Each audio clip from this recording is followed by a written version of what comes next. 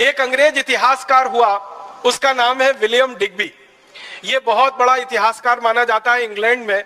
अंग्रेज लोग इसकी बहुत इज्जत करते हैं, इसका बहुत सम्मान करते हैं। और ना सिर्फ अंग्रेज इसका सम्मान करते हैं, इज्जत करते हैं, बल्कि यूरोप के सभी देशों में विलियम डिग्बी का बहुत सम्मान है, बहुत इज्जत है। अमेरिका में भी इसकी बहुत सम्मान और बहुत इज्जत है। कारण क्या है? विलियम डिग्बी के बारे में कहा जाता है कि वो बिना प्रमाण के कोई बात नहीं कहता और बिना दस्तावेज के, बिना सबूत के वो कुछ लिखता नहीं है। इसलिए इसकी इज्जत पूरे यूरोप और अमेरिका में है। वो विलियम डिग्बी भारत के बारे में एक बड़ी पुस्तक लिखा है। उस पुस्तक का एक अंश थोड़ा सा सुनाता हूं आपको। उसने तो अंग्रेजी में लिखा है, मैं सीधे हिंदी करके बताता हूं। विलियम डिग्बी कहता है कि अंग्रेजों के पहले का भारत विश्व का सर्वसंपन्न कृषि प्रधान देश ही नहीं, बल्कि एक सर्वश्रेष्ठ औद्योगिक और व्यापारिक देश भी था। अंग्रेजों से पहले का भारत खाली खेती वाला भारत नहीं था, कृषि वाला भारत नहीं था। वो औद्योगिक और व्यापारिक देश भारत था जो सर्वश्रेष्ठ था। उसके शब्द पर गौर कीजिएगा, वो कह रहा है सर्वश्रेष्ठ, माने दुनिया में भारत के मुकाबले उस जमाने में कोई भी देश नहीं था। और ये बात वो कब कह रहा है?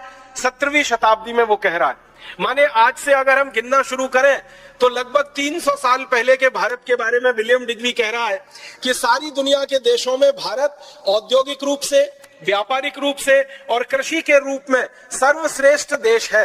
माने कृषि उत्पादन हमारा सबसे अच्छा है, औद्योगिक उत्पादन दुनिया में सबसे ज्यादा है और व्यापार भी हम दुनिया में सबसे ज्यादा करते हैं। उसके आगे वो कहता है कि भारत की भूमि इतनी उपजाऊ है जितनी दुनिया के किसी देश में नहीं। फिर आगे कहता है कि भारत के व्यापारी इतने ज्यादा होशियार हैं जो दुनिया के किसी देश में नहीं। फिर वो आगे कहता है कि भारत के जो कारीगर हाथ से कपड़ा बनाते हैं, उनका बनाया हुआ कपड़ा, रेशम का तथा अन्य कई वस्तुएं पूरे विश्व के बाजार में बिक रही हैं। और इन वस्तुओं को भारत के व्यापारी जब बेचते हैं तो बदले में इन वस्तुओं के वो सोना और चांदी की मांग करते हैं, जो सारे दुनिया के दूसरे व्यापारी आसानी के साथ भारतवासियों को दे देते हैं। इस वाक्य को ठीक से समझिए। वो कह रहा है कि भारत का कपड़ा, भारत की अन्य वस्तुएं दुनिया के बाजार में बिकती हैं और भारतवासी इनको सोने के बदले में बेचते हैं। माने हम कपड़ा बेचते हैं तो सोना लेते हैं, हम दूसरी वस्तुएं बेचते हैं तो सोना लेते हैं। सोने के बदले में ही भारत के व्यापारी इन वस्तुओं का विनिमय दूसरों से करते हैं, क्योंकि ये वस्तुएं सर्वश्रेष्ठ हैं और दुनिया में कोई भी दूसरा देश इनको बना नहीं सकता, क्योंकि इनकी कारीगरी और इनका हुनर सिर्फ भारत और भारत के ही पास है। फिर वो इसी में आगे कहता है कि भारत देश में इन वस्तुओं की उत्पादन के बाद की जो बिक्री की प्रक्रिया है वो दुनिया के दूसरे बाजारों पर निर्भर है।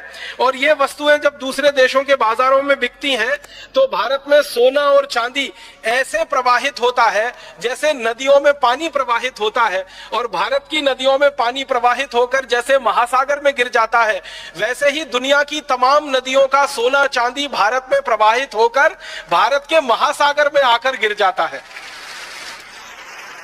और वो अपनी पुस्तक में कहता है कि दुनिया के देशों का सोना चांदी भारत में आता तो है, लेकिन भारत के बाहर 1 ग्राम सोना और चांदी कभी जाता नहीं है।